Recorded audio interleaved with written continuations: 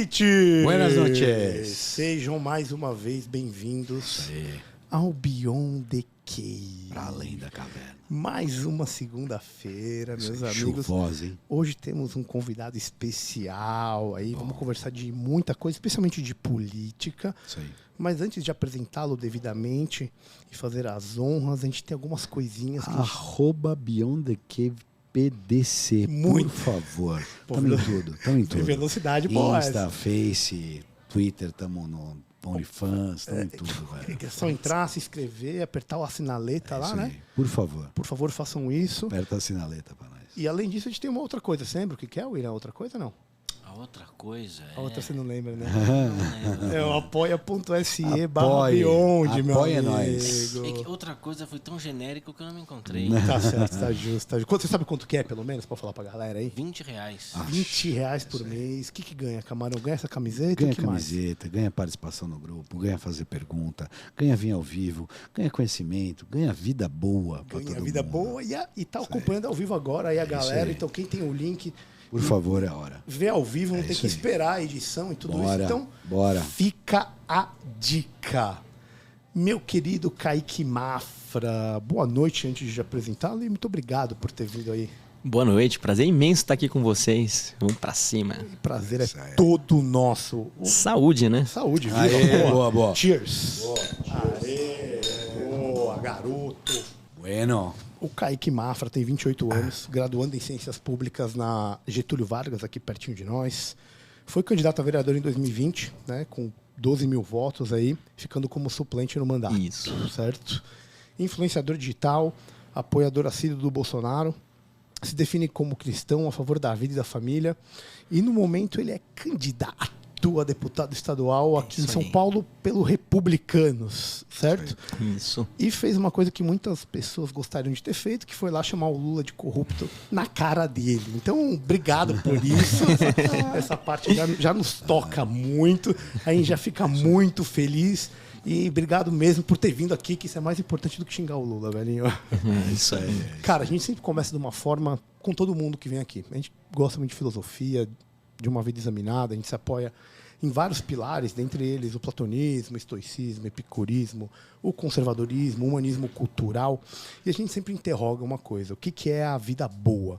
Então, para você, Kaique, o que é a vida boa, meu amigo? A vida boa é onde o Estado interfira menos na nossa vida e respeite as nossas liberdades. Só assim simples? Isso tudo é a vida boa? Curto e direto.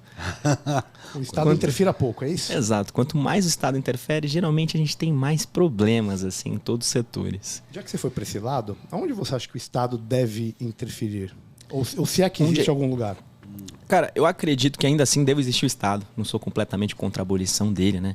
Eu acho que a gente ainda tem, por exemplo, algumas situações aqui no Brasil que a gente vê de segurança pública. Eu ainda acho um pouco difícil a gente ter uma estrutura privada para fazer essa questão. Mas, no mais, assim, eu acho que, por exemplo, saúde pública é algo que a gente consegue. A gente tem exemplos aí no exterior que a gente já conseguiu sanar essas questões. No Chile, com os vales que a gente tem na educação, até na educação e também na saúde. Em Nova York também a gente tem alguns exemplos nesse sentido que já foram testados, onde é mais fácil, ao invés de eu criar uma estrutura muito grande ali, onde a gente tem que gerir a saúde ou gerir a educação. Pô, já tem gente que faz isso, já tem iniciativa privada fazendo isso, não é mais fácil aí o Estado poder talvez pagar para essas pessoas que não têm condição estudar ou ter acesso a essa saúde. Acho que é muito mais simples do que o Estado estar gerindo essas questões, são vitais. Mais simples e normalmente mais barato, né? Mas é muito mais eficaz. E eu acho engraçado porque, assim, essas coisas que você falou, vamos pegar saúde, um termo que nos é caro e haja visto nessa universalização da saúde.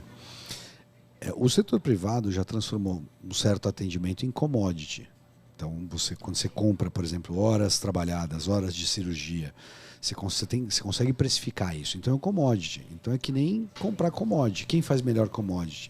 O Estado ou a iniciativa privada? Privado fácil. Óbvio, porque os drivers estão no lugar certo. O mérito está no lugar de entregar um produto confiável. Você não iria voar numa empresa aérea que a cada 3 meses cai um avião. Você iria?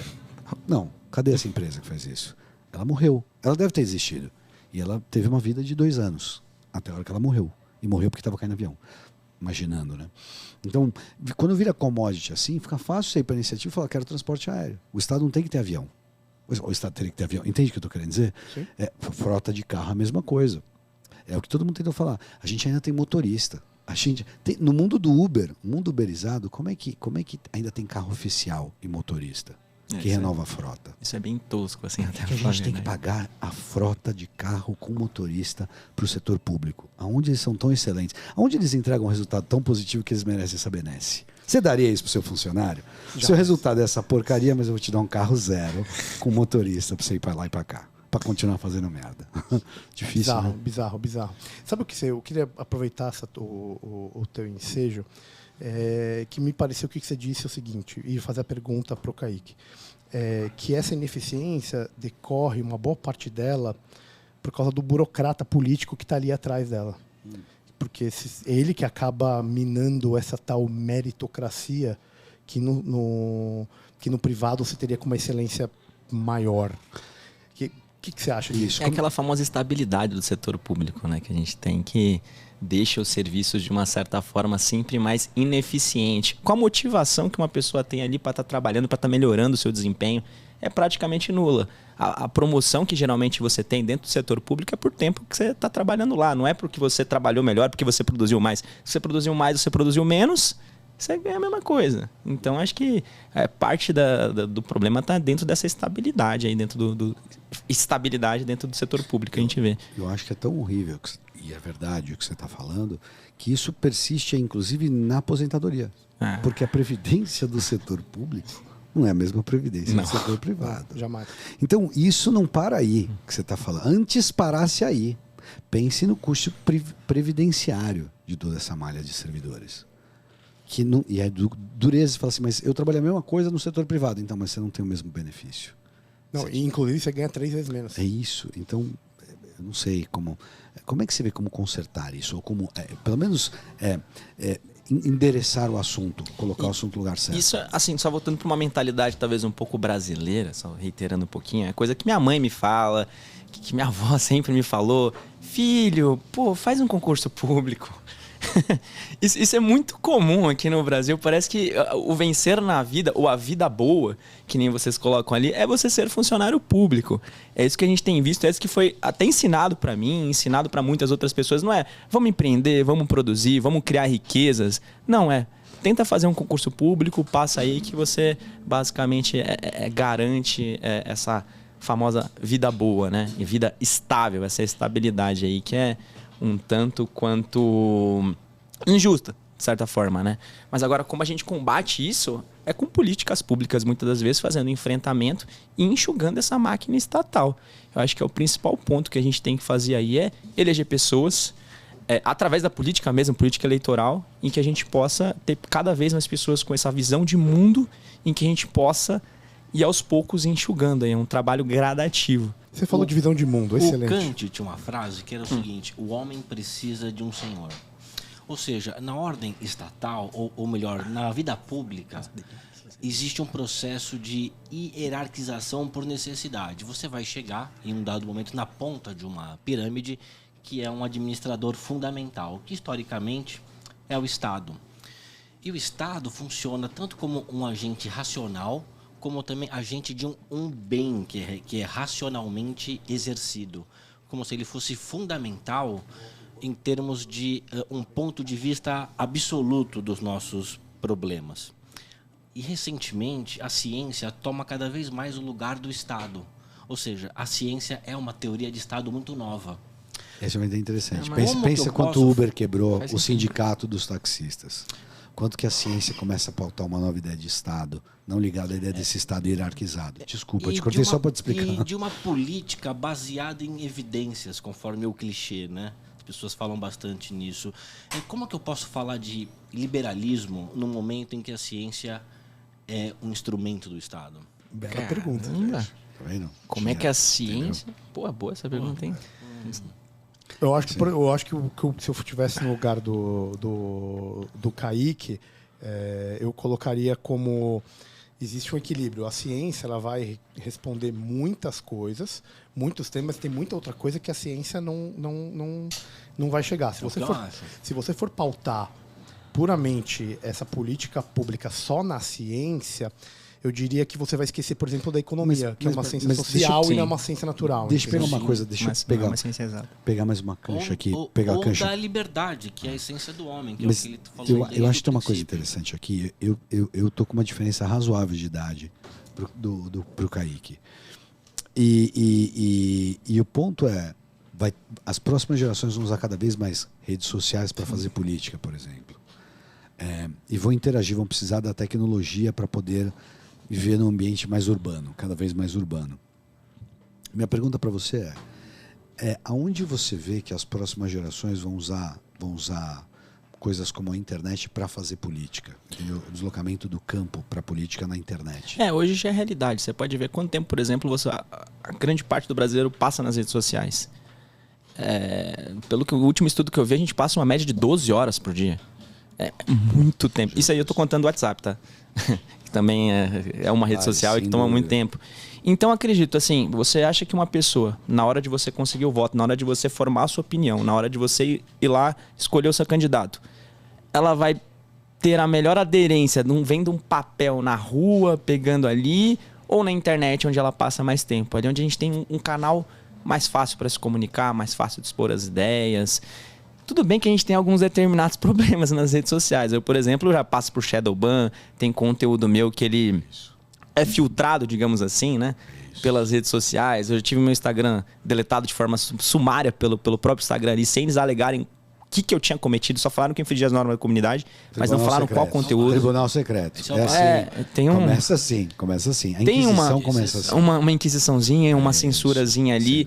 A gente vive esse problema. A internet ela não é mais tão livre, as redes sociais não é mais tão livre como elas já foram um pouco mais em eleições passadas. Mas ainda assim é a melhor forma da gente se comunicar com a população. E também é a mais barata, né? Porque, você fazer um monte de santinho, botar um monte de gente e colocar suas propostas na rua, o custo disso é muito maior do que, por exemplo, eu estar na internet, gravar um vídeo, fazer uma live com o meu pessoal, ou mandar no WhatsApp, nos grupos, comunicar com os meus seguidores. Falou, mas pensa no risco por exemplo, da demagogia. Pensa num demagogo profissional que tem um marqueteiro, e esse é o problema hoje, né? Quer dizer, o marketing suplantando a ideia de uma boa política. Você fica com medo do marqueteiro. Qual que é o marqueteiro? E aquele lá fala, meu Deus, aquele é o gênio do mal. Meu Deus, estamos ferrados. Você pensa hoje nesse sentido. Então, você pensa no futuro, pensa esse demagogo com essa ferramenta. Não tem um perigo aí inerente? Não sei por que você falando isso, me veio uma pessoa, João Dória, assim, eu pensei logo de cara. na hora, assim, me veio... Só que, assim, muitas das vezes soa muito artificial, né? O próprio Dória ali, quem...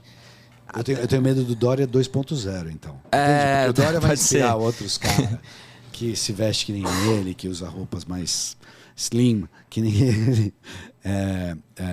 Então tem um problema aí que vai gerando um exemplo. Você acha que politicamente o brasileiro está melhor educado hoje? Olha, eu acho que hoje a gente tem um debate político muito mais aflorado, não sei se necessariamente mais maduro, mas muito mais interessado do que era anos atrás. A gente pega, sei lá, antes de 2013, 2012, todo mundo falando... Agora tá quase na Copa do Mundo, né? Falando de Copa do Mundo, falando do Ronaldo Fenômeno, escalação. Cara, eu mesmo nem lembro mais qual que é a escalação da seleção brasileira hoje em dia, o time do Tite, não sei se é o Gabriel Jesus ou Rafael Firmino. As pessoas hoje estão debatendo muito mais política e eu acredito que vem muito por causa dos fenômenos das redes sociais. Sem dúvida. Eu acho que isso está completamente ligado, né? E aí você vê, até fazendo campanha mesmo no corpo a corpo, você vê num barzinho onde tem uma pessoa mais simples, cara, os caras sabem o nome dos ministros do STF, sabem grandes coisas que acontecem no país e muitas das vezes que recebem por um conteúdo no WhatsApp, num grupo de família ou num outro grupo, ou numa coisinha ali, ele está se informando melhor. Eu acho que, na verdade, o fenômeno das redes sociais, ele tem colaborado para aumentar o interesse da população por quem nos governa. Deixa eu pegar, então, vou juntar o que você trouxe das mídias sociais e junto com o que o Kaique falou, e eu vou trazer um tema que é essa questão da liberdade de expressão. Porque me parece que essa é uma ferramenta que está sendo aprendida a ser usada agora e a gente vê claramente muitos ataques à liberdade de expressão através da mídia social, o tal do cancelamento, ou até dos próprios fake news, né? Deixa eu te perguntar, para você, existe algum limite para a liberdade de expressão? Acredito que não. A gente, por mais absurda que a ideia seja, a gente tem que deixar ela rolar, para as pessoas mesmas perceberem o quão absurda é essa ideia, né? Eu não acredito nisso, senão a gente... A censura, ela sempre é um perigo, né? Quem faz esse filtro Isso é sempre muito complexo. Nas redes sociais a gente vê alguns temas que não podem ser debatidos. Por mais errados que eles estejam, a gente não deixam esses temas ser debatidos. E eu acho isso um erro. Eu acho que a gente tem que debater, por mais absurda que essa ideia seja, pra gente ver, pô, essa ideia é completamente absurda, é insana. Para as pessoas debaterem e chegarem a, de fato, essa conclusão. Então eu acho que a liberdade ela tem que ser praticamente restrita. A não ser quando, claro, ela limita a liberdade do outro, né? Não vou matar uma pessoa ou algo do tipo, assim. Sim, com uma palavra fica difícil. Exato. Eu também concordo 100%. Agora, você falou primeiro, onde está a régua, né? Sim. E outra, quem coloca a régua? Coloca a régua, que então, é importante. Então, quando você tenta limitar essa liberdade, você acaba criando outros problemas que talvez sejam até maiores do que a própria da solução anterior que você tinha, que era tal da, entre aspas, censura que a gente está falando, né? Eu acho que faz todo sentido. É bom. Sim. Porque isso é uma bela defesa da liberdade. Me agrada muito ouvir isso. Porque talvez alguns outros, entre aspas, defensores da liberdade, eu já ouvi muito por aí, falando que não, tem coisa que não pode ser dita, né? E pego, por exemplo, muitas pessoas, do Partido Novo, por exemplo. E eu, veja bem, acredito muito no Partido Novo, disclaimer, mas sim, você vê o cara meio que se guinando, se dobrando para esse lado. Porque, para mim, realmente é impossível você determinar onde está a régua. Você tem que deixar a pessoa absorver aquilo e poder tomar sua decisão. E, além do que, você também consegue saber quem são os idiotas. Exato. Porque se você cala eles não aparecem.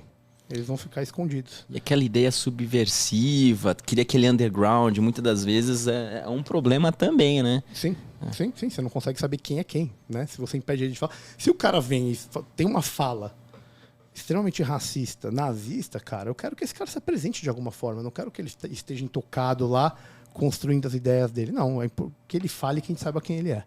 Concorda, William?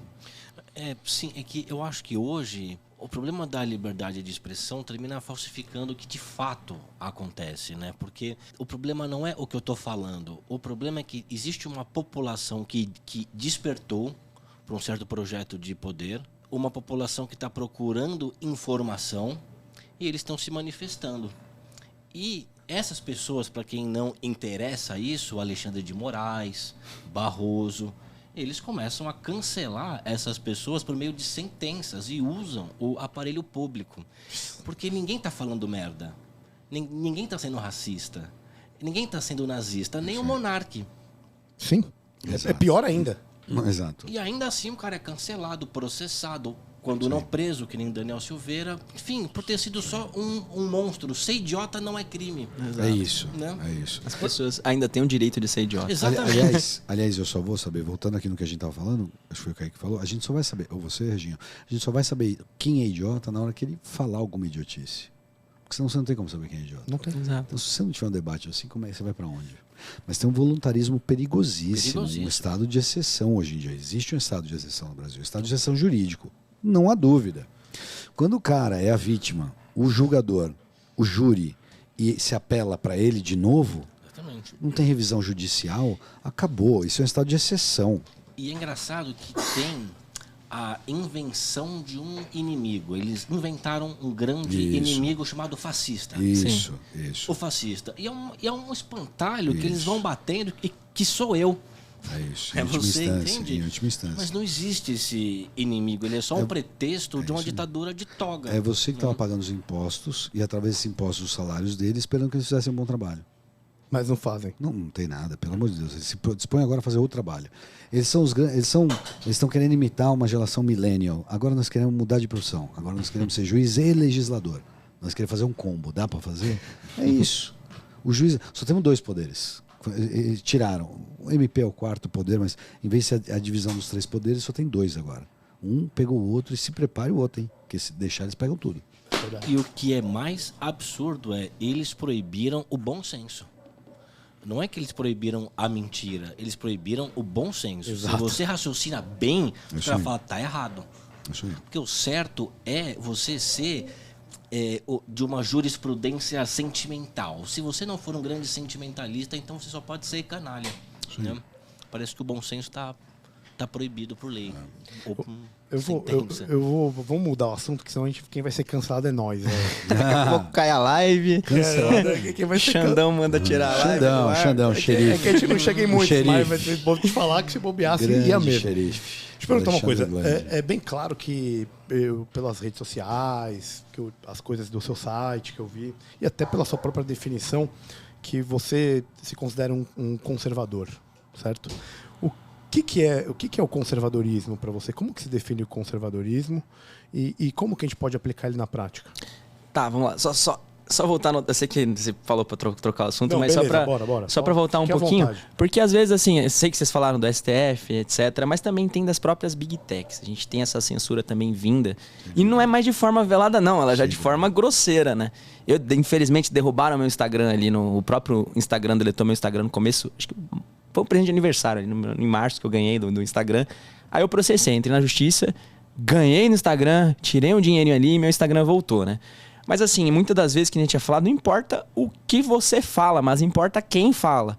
A gente tem inúmeras imagens aí, você pega lá, bota uma imagem do Bolsonaro decapitado, não sei o que lá, a galera jogando bola com a cabeça do Bolsonaro, aí você vai lá, denuncia, não dá nada. Você tem, cara, praticamente um comércio no Instagram com aquelas fotos que eles fazem, aqueles famosos carrosséis, de como abortar, como vender remédio para aborto, coisa do tipo assim. Você denuncia, não dá nada. Mas qualquer coisa que geralmente venha da direita, ela é censurada de forma imediata pelo algoritmo. Assim, eu já vivi isso na pele uma cacetada de vezes. Aí derruba o alcance. E você vê, às vezes, performando coisas que vêm da esquerda de uma forma. Da direita, o tratamento ele é um pouco distinto. Isso, que nem eu falei, não é só do STF, que nem viveu o Daniel Silveira, mas das próprias Big Techs, a gente tem visto isso muito presente, influenciando em eleições, né? Cara, o Trump ficou sem um Twitter dele na eleição presidencial ali, enquanto ele era presidente. Enquanto ele era presidente. Isso é uma coisa muito louca de se pensar, né? Vamos ver como é que vai ser. E falar assim, demos o sufrágio, demos o voto de confiança para esse cara ter 4 anos de livre-arbítrio na presidência. Isso que é voto. Mas isso não é suficiente para a Big Tech. Então, é animal, né? Isso é muito eles louco. Falam assim, no estado de vocês pode, no nosso não. É isso que eles estão fazendo. Minha pergunta é, quem cooptou quem? O Estado cooptou a Big Techs ou vice-versa? Boa pergunta. Aí o Partido Democrata está deitando e rolando com as Big Techs. Agora, quem fez da Netflix eu sei que já tem, né? Mas você vê que parte da sua liberdade é limitada por uma garota. O que você pode falar nas redes sociais, muitas das vezes é limitado por uma moça de cabelo azul que trabalha dentro do Facebook, cara. Isso é muito louco. Sim, bizarro. É o seu sensor. E não só isso, tem um mecanismo de denúncia irracional. Então, se eu denuncio a sua página e 2, 3, acabou. E eu só queria pegar o que o William falou há um tempo atrás, porque ele estava falando quanto a tecnologia começa a exercer um poder de Estado. Sim. É rigorosamente isso que ele estava falando antes. Você deu exemplo agora, mas era isso. Tem um Estado e tem um Estado paralelo. Essa é a crítica. Como que eles podem se comportar como Estado paralelo? E aí, fazendo o link com o que o William está falando, é essa ideia de tecnologia enquanto exercer o poder de Estado. De colocar para escanteio uma hierarquia estatal e começar a exercer o poder de fato, não poder de direito. O que você acha disso tudo, essa doideira futura? É verdade, isso cada vez está acontecendo cada vez mais, está cada vez ganhando mais força, cada vez a gente vê isso quase como um rolo compressor para cima da gente, nossas liberdades cada vez mais suprimidas nas redes sociais. Antigamente a gente tinha as praças que a gente debatia e esses caras queriam fazer esses debates nas praças dele, nas redes sociais, né? A ideia do Facebook é basicamente essa, né? A gente poder falar ali dentro, né? Só que o que a gente vê é o debate no formato deles. É um debate mediante a visão de mundo deles ali. O que eles não concordam, não é debatido. E a solução qual é? Vamos lá. É regulação da internet? Não. Pelo contrário. Criar novas mídias que concorram com o Instagram Right. Exato. Quem dá a resposta é o mercado. Como Instagram Right. Cara, não é o que aconteceu, por exemplo, nos Estados Unidos com o Trump? Como que é o nome da outra mídia lá? Vocês lembram? O Parler? Parler. Aí tem o Rumble. Rumble. Cara, eu acho que é meio que esse caminho. É o caminho. Entendeu? Acho que se você não tiver isso, não vai ter jeito. E vou falar uma coisa que vem na minha cabeça. Cara, esses caras, os donos dessas Big Techs que implantam esse tipo de política empresarial, né? Esses caras eu acho que não foi nem o Estado que cooptou eles, foi a própria academia que cooptou eles lá atrás. entendeu? Talvez eles realmente acham que isso é o melhor. Não é Deve ser. improvável, Dentro da cabeça deles. Dentro ali de Stanford deve ter rolado um... Dentro de... Pô, eu diria que, se a gente for ver, no Brasil é muito claro, mas às vezes Sim. nos Estados Unidos, essas ideias pós-modernistas, de definir o que é moral, o que é ético ou não, ela tá entranhada dentro dos Estados Unidos, né? O frankfurtianismo entrou lá de uma Nossa, forma total. gigantesca. E talvez isso já venha da base, entendeu? Por isso que talvez a educação seja o mais importante. E aí eu não vou nem voltar àquela pergunta que eu tinha te feito, vou te fazer depois aquela pergunta. Bom. Eu até esqueci ela. Não, tudo bem, perfeito. Aí depois eu repito ela.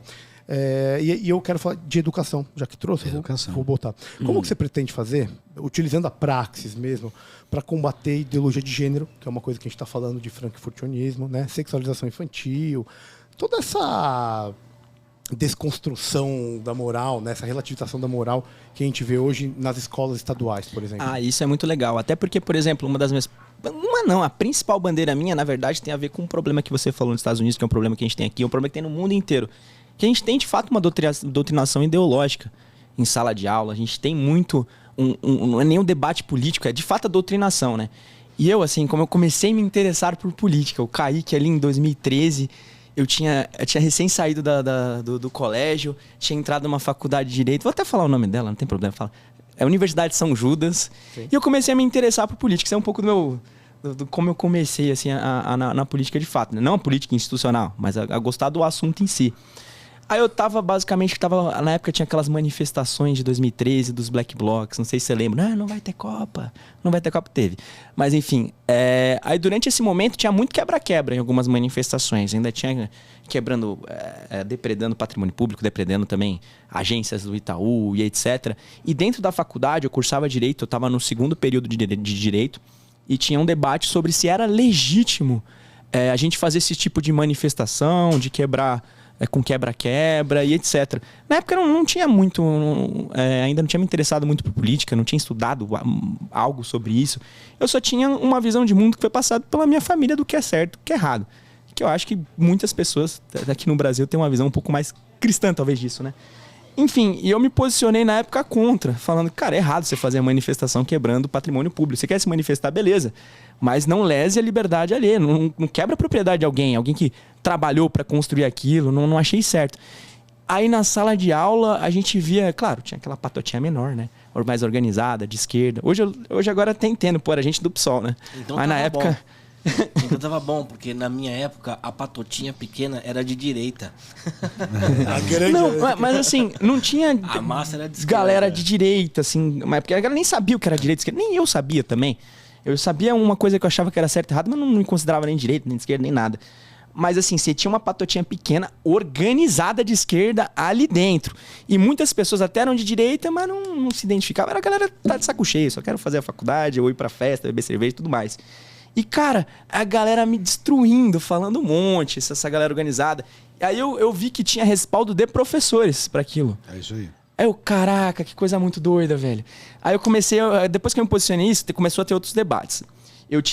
Eu fazia Direito, mas eu tinha uma professora de Economia que é candidata a presidente pelo Partidão, pelo PCB. Uau. Ela tinha um livro, Economia para Trabalhadores, com Karl Marx. Uau. Jesus. Uau. Enfim, aí tinha muitas bizarrices na faculdade, num curso de Direito, defesa assim, aberta ao MST, inúmeras coisas que eu colocava minha posição de forma contrária. Eu falei, olha, não acho isso correto. Aí eu comecei a ter represálias por causa disso. Tipo, não só por aluno, um bullying, digamos assim. Tipo, você deixa de ser você é o excluidinho ali da galera, tentam te rifar, não, você não vai beber ali e tudo mais. Mas dentro dos professores, cara. Isso que era muito louco, assim, quando tinha uma questão ali, até tem uma que, acho que isso definiu a minha vida, né? Acho que eu só tô aqui fazendo política acho, por causa dessa questão dessa prova. Era uma prova de direito civil, aí tinha lá, nome é mutável? Era a pergunta, né? Aí eu coloquei, nome é imutável, salva as exceções, fiz construir toda a minha pergunta, minha resposta bonitinha lá. É quase que uma cópia da doutrina da Maria Helena Diniz, que era a doutrina que eu estudava na época, né? Que eu tinha. Aí eu levei meio certo na questão. Eu falei, por que tá meio certo isso aqui? Eu comparei com um amigo meu que a resposta era quase igual e a dele tava certa e a minha tá errada. Aí eu cheguei lá no professor, por que isso aqui tá errado? Ele falou, você não explicou o que era nome. Eu falei, não, a pergunta não é essa. Não tem aqui perguntando o que é nome. Você tá perguntando se é imutável e eu respondi tudo bonitinho. Aí ele falou, olha, não vou mudar a sua nota, vai continuar com o meio certo. Se você não gostou, você que procura a reitoria ou um Ministério Público. Aí mano, naquela hora eu fiquei indignado, cara. Eu fiquei muito puto. Fiquei muito puto com isso. Aí eu comecei a ver que... Que professor corajoso, não? É. A primeira coisa que me deu, que coragem. Que homem de garbo, de pompa, pra fazer isso com um aluno com 20 anos de idade. É o cara... Que macho. Que coisa é essa? Eu levei pra minha mãe, levei pra família. Pô, mas a questão tava certa aqui, por que os caras diminuíram? Aí que eu comecei a me ligar que eu acho que não tinha nada a ver com minha inteligência, com meu desempenho. Realmente os caras estavam me perseguindo por causa de posição política. É isso. E isso começou a ficar um pouco evidente. Só que eu tinha 2 caminhos. Ou eu, de fato, me calava, regredia, ficava recluso, ou vamos pro pau e Vamos pro pau, brother. Então, eu fui pro pau. É isso aí. Aí eu comecei a... Cara, trucaram ali, eu pedi 6. E foi indo ali. Só que isso era muito louco. Eu via que no colégio... na faculdade, você tinha pessoas que pensavam igual a mim. Só que o cara ficava calado. Aí de pouquinho em pouquinho, pô, da hora que você falou ali, pô, tem razão. Começou a juntar. Já começou a criar mais alguma coisa. E eu comecei a ver que aquela galera ali que era a minoria, mas era barulhenta pra cacete, era só a minoria, não era a maioria. Aí que daí eu parti. Na época era meu Facebook, não era perfil, não era nem página, nem nada, né? Aí eu comecei a postar basicamente as coisas que eu tinha na faculdade, os debates, eu comecei a postar na rede social. Então aí começou a dar uma escala. Foi assim que eu comecei a digamos que, fazer política. Aí eu vi que, pô, tinha uma galera que pensava igual a mim na PUC do Rio, que tinha uma galera a mim que eu fui adicionando todo mundo ali, né? Você vai adicionando uma gente, seu perfil daqui a pouco tá com 5 pessoas. E aí eu fui vendo que tinha outras pessoas que passavam pelo mesmo problema que eu, que era uma doutrinação ideológica, era uma perseguição, né? Principalmente isso é um problema muito da minha geração, cara. A galera, ela gosta muito ali do coletivo, né? A sensação de ser aceito, fica naquela... Perde a sua personalidade para adquirir uma personalidade coletiva. Ai, tá todo mundo ali com cabelo azul. Não, preciso ter, porque senão eu não sou descolado, sou diferentão. A galera não tem personalidade.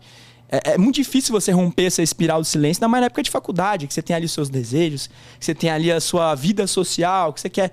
Desculpa falar, você quer pegar a menininha ali e tudo mais, e rola muito isso, né? Aí eu comecei a pagar um preço pra isso nesse sentido, né? Só que eu vi que eu comecei a influenciar outras pessoas.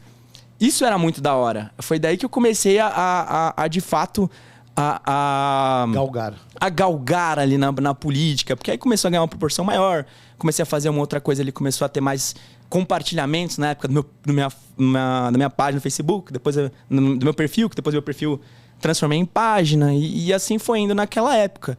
E essa questão de doutrinação ideológica, eu vivi na pele. Eu vivi no começo de curso de faculdade. Na época do colégio até tinha, só que eu não dava muita atenção. O professor falava sobre a época do regime militar de uma forma, não explicava direito. Não me explicavam que era direita, só falavam que era uma direita neoliberal, autoritária, etc. Você sempre tem 1000 explicações para um lado, mas você nunca explica o que é do outro. Parecia que era proibido. Só falava que era ruim. Não é ruim, confia. Era basicamente isso na época de colégio. Só que eu fui tomando isso na época de colégio como uma verdade absoluta, né? Na faculdade eu tive um rompimento claro ali. Aí depois, com todas essas pessoas na internet que eu tinha, todo esse contato, eu consegui me municiar de conteúdo. Na época, o próprio Instituto Mises começou a traduzir obras, né, aqui para o Brasil. A LVM. Exato. Começou a traduzir algumas obras, porque não tinha... Mano, não sabia que era Mises. Mises não tinha nem noção. E Marx? Nome bonito. Sabia, Marx sabia, todo mundo sabia. Porque Marx cai no vestibular. Exato.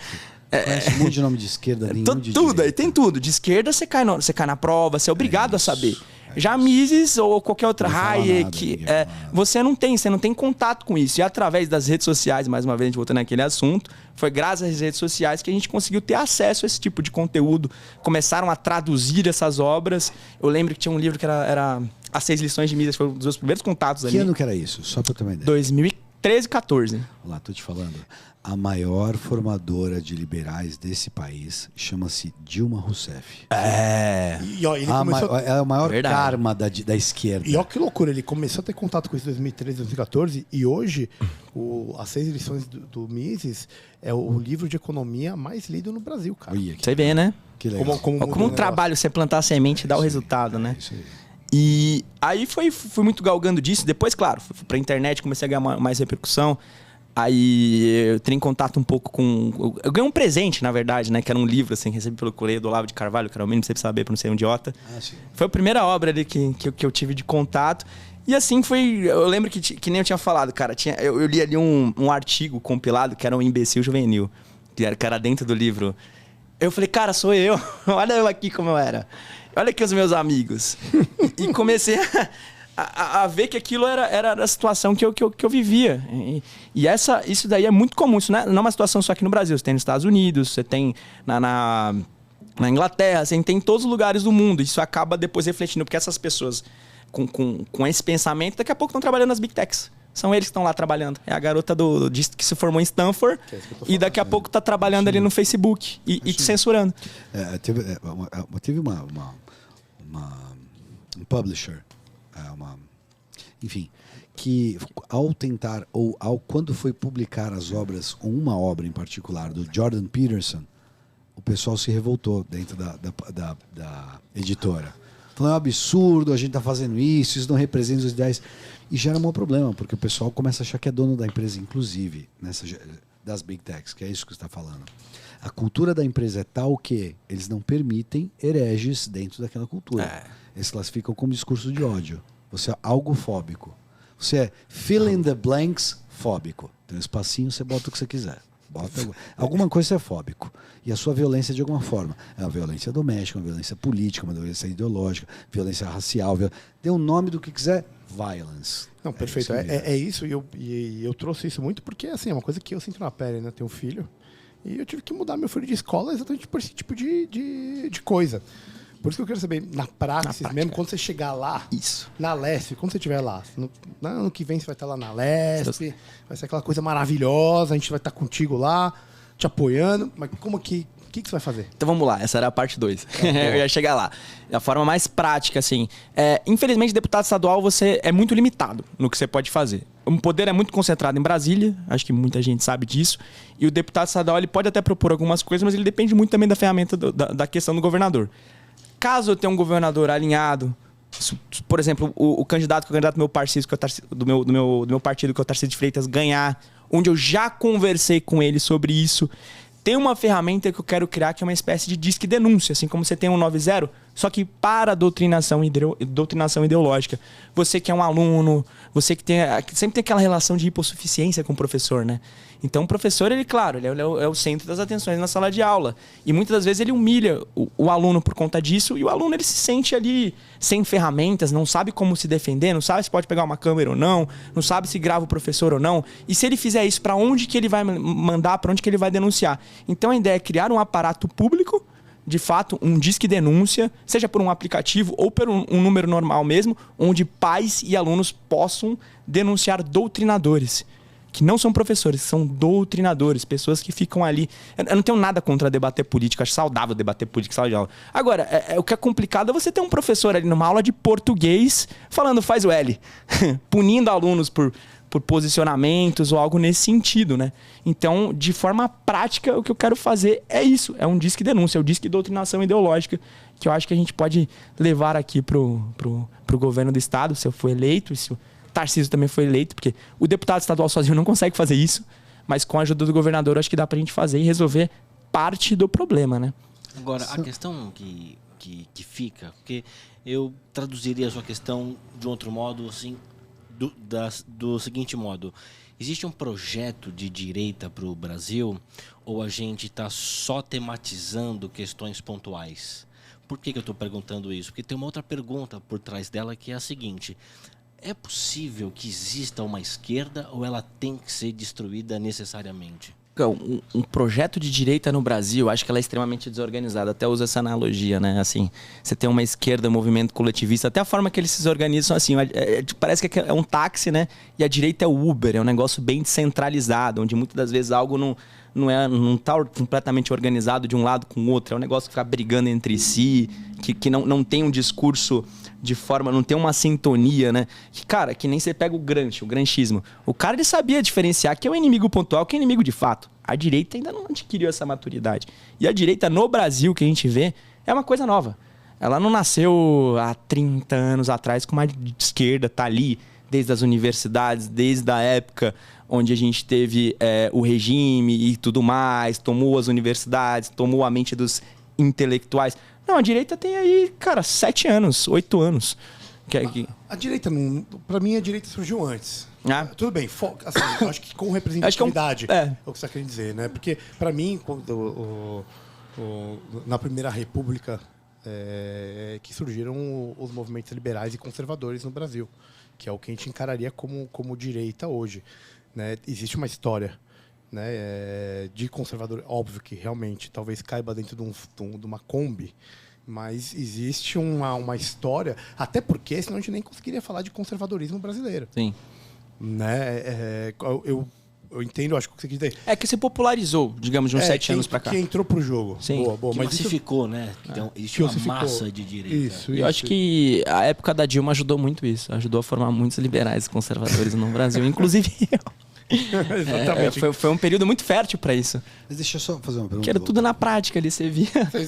Tava escarrada a bosta. A bosta tava escarrada aqui, ó. Ou você dá descarga, ou sei lá, você come Exato. essa merda aí. Tem gente que quis comer ainda. Eu tenho a menor dúvida. Com a ideia, só pegando uma ideia que você lançou aí, discutir a filosofia da coisa. Você não acha que quando a gente pode, por exemplo, dar mais poder para o Estado, virar um hospital, um Estado policialesco, um Estado policial, falar assim, com disque denúncia, entende o que eu estou querendo dizer? Pensando, fazendo a dialética do assunto.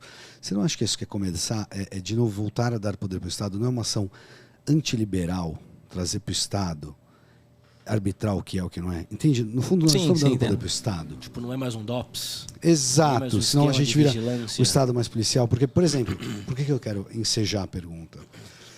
Me parece que tudo que o Estado alimenta, a cultura, as artes, vão para o mesmo lugar da esquerda.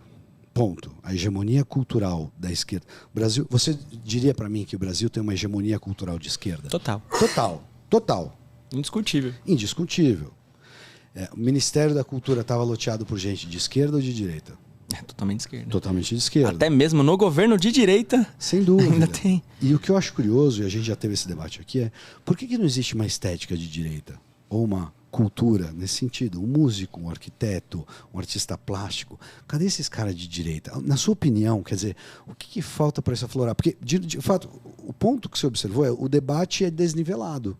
Está mais para um lado do que para o outro. Debate no sentido de educação. E eu acho que você tem um ponto absolutamente correto.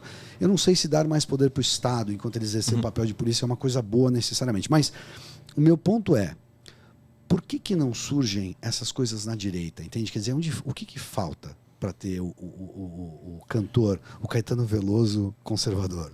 Entende?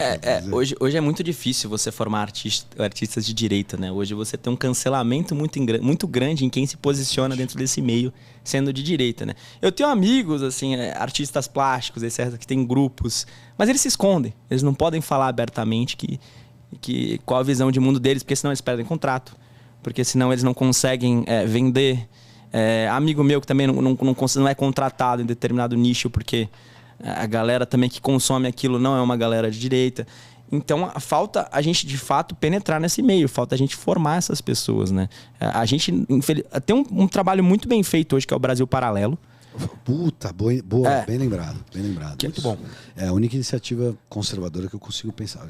Assim, que é o Brasil Paralelo, que tem trabalhado um pouco para mudar isso daí, né? E até, de certa forma, popularizar, porque o Brasil Paralelo, ele começou ainda com algo que ainda era um pouco meio, digamos que assim, elitista, que atingia uma determinada casta da sociedade. Hoje ela está totalmente popularizada. Você vê pessoas mais simples tendo acesso ao conteúdo do Brasil Paralelo, que é mais barato, é conteúdo gratuito, eles impulsionando, etc. Ali é uma iniciativa que tem dado certo nesse sentido para a gente formar novas pessoas, né? Até, inclusive, quem está assistindo aqui, recomendo muito que assine e assista o Brasil Paralelo. Ali você tem inúmeros documentários, você tem inúmeras produções ali que são de valor inestimável. Eles são muito bons. Muito bons. Eles dão uma outra visão do que teoricamente foi ensinado pra gente no nosso período escolar. Tem uma pegada bem católica também. Sim. Né? Eles dão uma misturada boa. Essa é uma pergunta boa pra gente já. Porque muito boa você, Rogério, por favor. Não, vamos você, meu amigo. Tem uma questão muito, muito forte que, por exemplo, eu te falaria aqui, no campo de pensamento que se entende como direita, você vai encontrar conservadores e liberais. Sim. E alguns libertários. Também. Você vai Corinthians. E eu tô sendo muito grosseiro nessa generalização. Tem erros aí, vários, mas Tudo bem. só pra gente Uma poder... forma Isso, simples, senão a gente não adianta o papo. A pergunta, e eu acho engraçado porque você dá para quase delimitar na questão da religião, onde você vai delimitar para o mais conservador e para o mais liberal. Quase isso. Faz sentido isso para você? Para delimitar, desculpa, não entendi. Perdão, por exemplo, você vai encontrar os conservadores mais arraigados, eles vão estar muito ligados à ideia de religião. No Brasil nós estamos falando de catolicismo. Né? No Brasil, mas A cristianismo. pergunta seria, tem conservadorismo sem religião? Tem, na verdade, conservadorismo não tem nada a ver com religião, gente. Minha perspectiva, assim, eu acredito que não tem nada a ver. Você ser conservador não quer dizer que você é religioso, não quer dizer que você... Tem conservador que é ateu.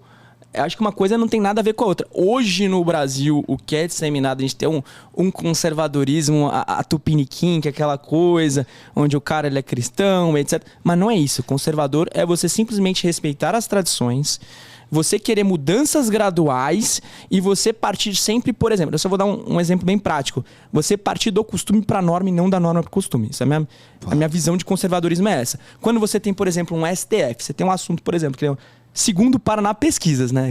Se não me engano, 70 ou 72% das pessoas rejeitam o aborto no Brasil. Isso aqui é algo hipotético. Você vê um STF legislando, debatendo sobre um assunto que é amplamente rejeitado no país, onde o Congresso nunca nem sequer se posicionou por isso, que fala, se o Congresso não se posiciona, ele é omisso, logo o STF pode... Mas, se você não se posicionar, já é uma tomada de posição. A partir do momento que eu não tô pautando aquilo, já é uma tomada de decisão. Eu não quero pautar aquilo. Então, a minha visão de conservadorismo é essa. É sempre respeitar as tradições, não tem absolutamente nada a ver. Você que é conservador, você pode ir pra balada, pode tomar cerveja, ficar à vontade, não tem nada a ver isso. Cria-se uma fantasia aqui sobre conservadorismo, mas que muitas das pessoas, muitas das vezes, não se aprofundam no assunto, né? Acham que é aquela coisa só de você... Deus, pátria e família. O que, na verdade, não é isso. Ser conservador não é necessariamente isso.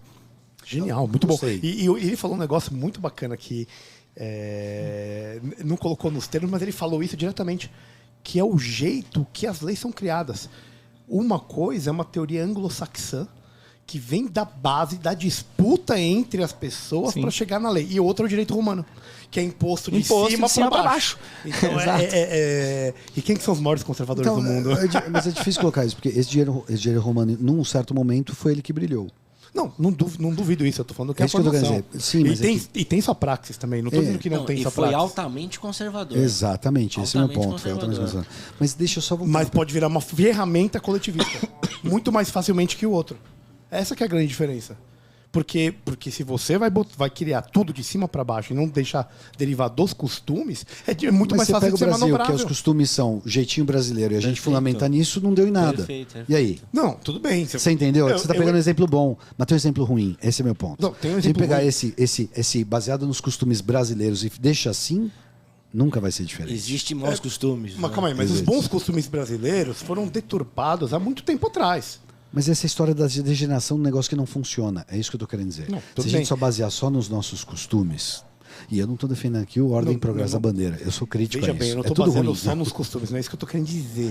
Eu estou falando que o que produz isso, comparativamente, óbvio que você vai ter coisas boas ou ruins. Mas você pega os países que foram constituídos dessa forma, com uma base anglo-saxã, eles normalmente me parecem ter um resultado melhor do que o outro lado. Uma coisa não invalida a outra, veja bem. Sim, sem dúvida. Só que na base, o resultado que a gente tem hoje, me parece que essa construção anglo-saxã do direito é melhor.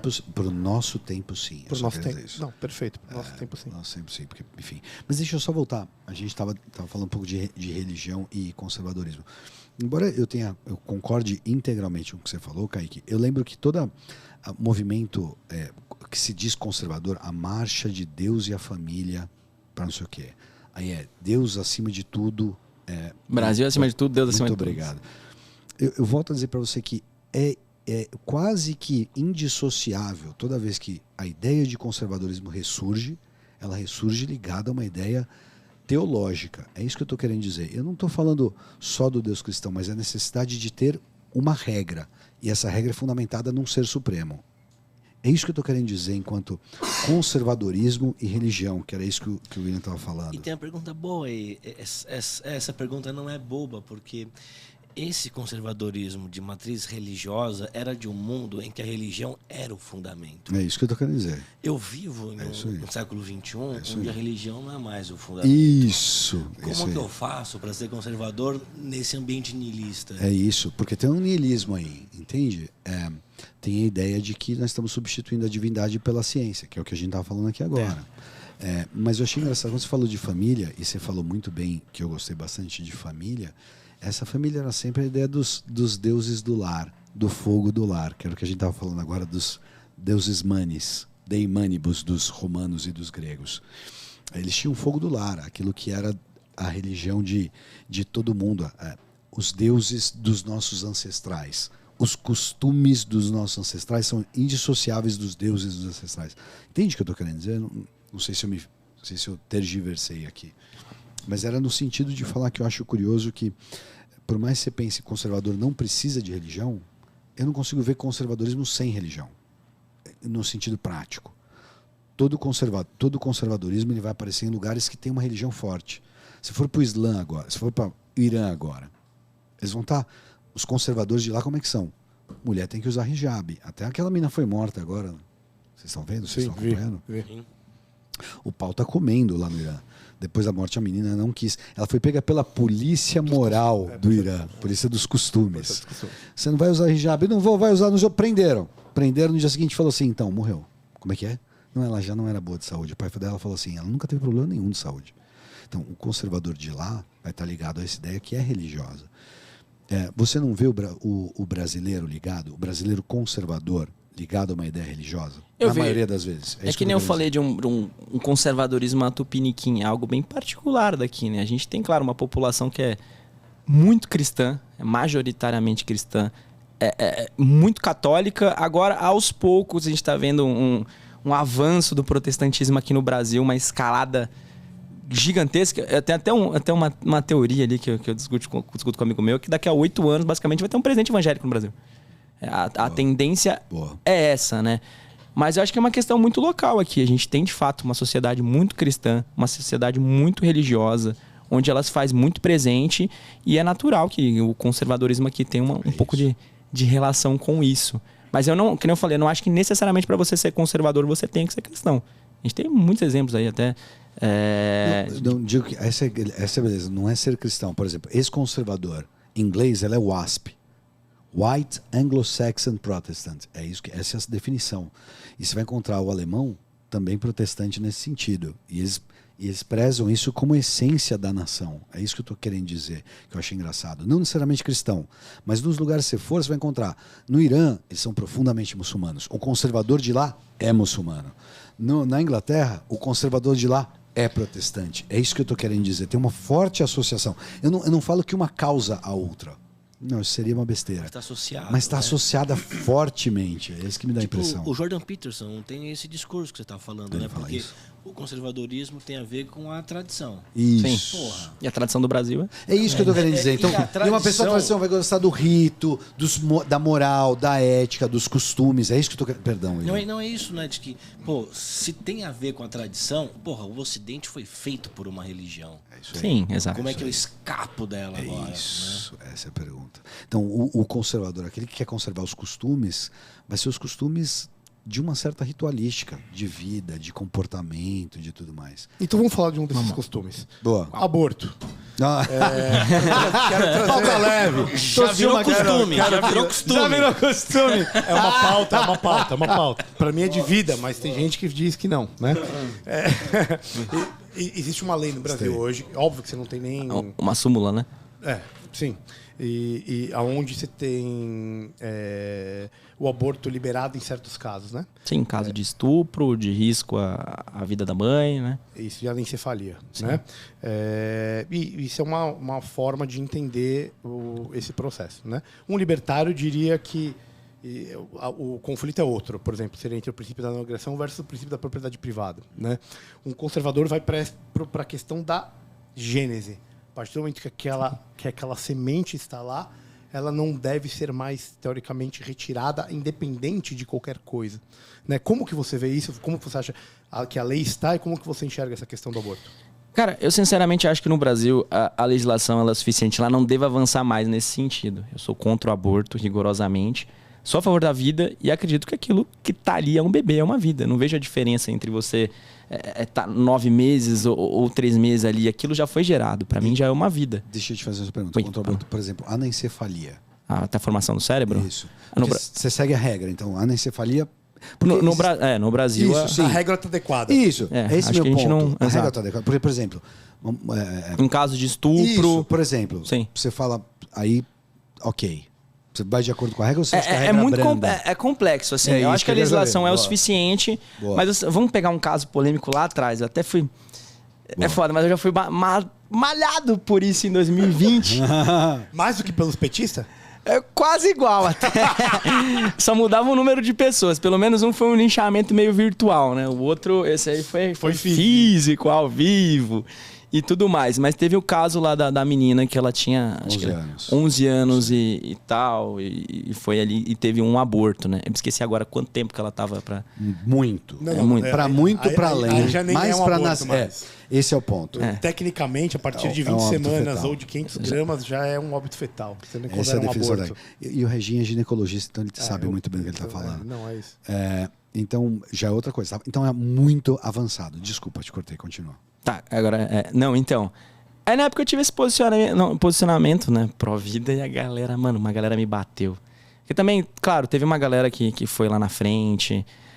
tomou a frente lá na frente do hospital, a Sarah Winter foi lá, fez balbúrdia. Considero errado o que ela fez, enfim. Mas eu acabei sendo muito cancelado naquela época. Eu, além disso, independentemente da formação ainda do cérebro completo, eu acredito que seja a vida, né? E sou contra, nesse sentido, a gente avançar a legislação para que ela seja mais branda ao aborto nesse sentido. Então, eu acho que, cara, mesmo hoje, a gente tem essa súmula do STF liberando em alguns casos o aborto. Eu acho que numa sociedade ideal, eu acho que a legislação ela tinha que ser menos... Aliás, ela tinha que ser um pouco mais rígida nesse sentido. Você acha que deveria ter, por exemplo, tipo, se chegasse lá na frente, você começava a tirar. Tirava aqui, por exemplo, estupro, não entra, é isso? Isso é foda, porque assim, mesmo sendo vítima de estupro, ainda assim é uma vida que está sendo gerada ali dentro. Essa é a discussão. Exato. Então, por isso que eu acho um pouco complexo. Mas hoje a legislação é o que ela atende, então acho que... Mas você compreende que se for vítima de estupro, essa pessoa ela não teve a ação que gerou aquela vida? Mas a vida tá ali de qualquer forma. Sim, então. Mas e aí? A gente vai resolver... Então, mas pensa que ela é fruto de uma violência. Existe uma dose... Sem dúvida. Sim. E aí a pergunta é o quanto que nós podemos pegar para aquela pessoa que já sofreu um insulto. Sim, é um e você trauma. Fala, agora, mas a gente vira e fala, agora você vai ter que cuidar desse fruto, não, desse negócio. pode ir para adoção. Não, mas tem umas outras... mas é injusto você virar para a pessoa, então você vai se desfazer do seu filho. Ela fala, mas também não quero esse trauma. Também não quero ter o trauma de botar um filho no mundo que eu não vou cuidar nunca. E aí quando tiver 60 anos e quiser encontrar com ele. Mas complicado. Então, eu acho que matar é sempre a... Sem dúvida, sem dúvida. Eu entendo a posição. Ela é irresolvível. Não adianta, nós não vamos resolver aborto aqui em 20 minutos, bebendo uma cerveja. E as pessoas vão falar, nossa, esses caras descobriram a eureka. Não é isso. Deixa eu meter o pau no Estado, então. Não, eu tenho uma pergunta. Porque... Sendo bem conservador, eu acho que o problema do aborto, quando ele não é assim um caso de razoabilidade legal, está baseado numa sociedade promíscua. Uma sociedade do tipo Anitta, uma sociedade do sexo casual. Entendeu? Perfeito. Entendeu? É o que gera o essa mercado base do Citotec. Sim, você está bem conservador. Ele está bem conservador. Estou querendo dizer. Quero dizer, não me parece, melhor dizendo, que o problema do aborto está numa cultura sexual.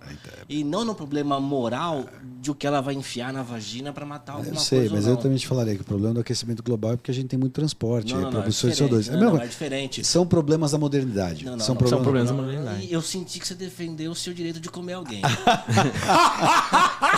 Ele tá falando isso, velho, porque ele ficou lá 4 anos na filosofia. Isso. Entendeu? Isso. E aí ele via que Foucault... Não, mas imagina, tô sendo anti-Foucaultiano. Não, mas você via isso na tua frente ali, ó. A cultura dessa, cultura da sexualização. Ficou puto várias vezes. Mas hoje você vê muitos pais terceirizando a educação pro TikTok. Isso é uma verdade. Então, se você não tá educando, provavelmente uma influenciadora digital, uma TikToker tá educando seu filho.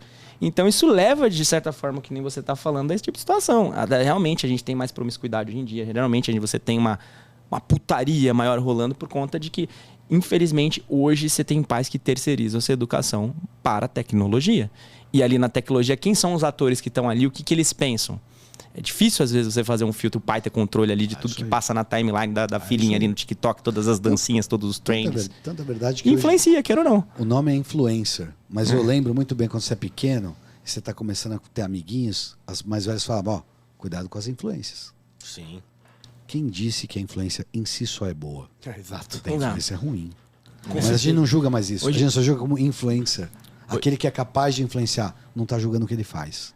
Eu não criticando nenhum pai, nem nada nesse sentido, até porque eu não sou pai pra falar, né? Não tenho muito... Não, mas eu sou pai. E eu te dou meu lugar de fala. Mas, cara, hoje em dia você terceiriza muita educação para isso. É difícil você ter controle mesmo, de fato, do que o seu filho tem acesso à tecnologia ou não. Porque, cara, você entra no colégio, você já tem um tablet ali muitas das vezes na sua cara, ali desde pequeno.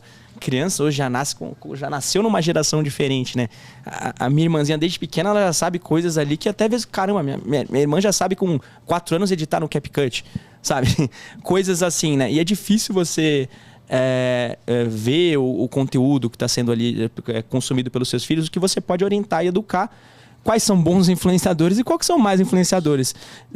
É um Felipe Neto da vida. Seu filho está consumindo um Felipe Neto, você vai ter uma consequência tal. Se você está se você está consumindo um Brasil Paralelo, você vai ter uma outra consequência. Então cabe muito do pai ali. Muitas das vezes ele não consegue impedir de ter acesso à ferramenta, mas converse com seu filho para que ele se influencie por bons influenciadores, se você não conseguir fugir disso. E claro, obviamente, influencie seu filho, né? Então, os gregos costumavam ter uma ideia. Duque. A palavra grega para isso é paidagogos. Era aquele que ensinava as crianças. Era um tutor. Que quer dizer aquele que conduz. Aquele que conduz a criança, exatamente. Então, e esse paidagogos vira pedagogia. E tinha uma ideia de que você precisava ter alguém que tutorasse ele em clássicos, no sentido de falar, olha, você vai ler, eu vou te ensinar tudo que foi feito por esses caras aqui. E numa certa tradição, a partir daí você pode criticá-los se você conseguir. Não é niilismo. A ideia do TikToker é puro niilismo. Porque não quer dizer nada. Porque no final você viu 30 dancinhas, 2 coisas engraçadas, 2 curiosas e talvez uma que tenha me contado algo novo. É isso, é muito niilista. Faz sentido isso, não? Aí no meio ele também às vezes vai um discurso político. Uma lacrada final. Aqueles últimos 2 segundos ali do conteúdo é que fazem um estrago cultural gigantesco. Ali que está o X da questão. Que nem só voltando para a política, etc. Você falou da direita. Como que a direita, se é nova, ela se organiza. A direita nunca trabalhou isso. A direita não está trabalhando a cultura. Enquanto você tem muitos produtores ali de entretenimento, de esquerda, gravando conteúdo normal, a direita muitas das vezes ela se fecha na bolha.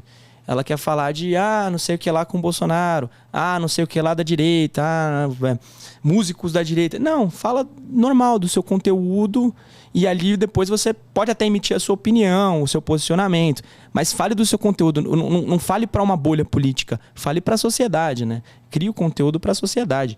E a gente vê, infelizmente, hoje a maior parte desses influenciadores são de esquerda. Você pega um cara ali, um Felipe Neto, gravou um conteúdo tosco, né? Que atrai crianças, etc. Ele faz lá, e no final ele dá um recadinho ali, esse recadinho é que ferra tudo, cara. Sim. E a gente não tem o nosso recadinho aqui desse lado para contrapor, né? A gente não tem essa... Então vou te perguntar, você que também é um influenciador digital de uma certa forma, qual tipo de virtude que você quer que esse cara que está te vendo lá absorva para poder ser uma pessoa melhor? Conteste.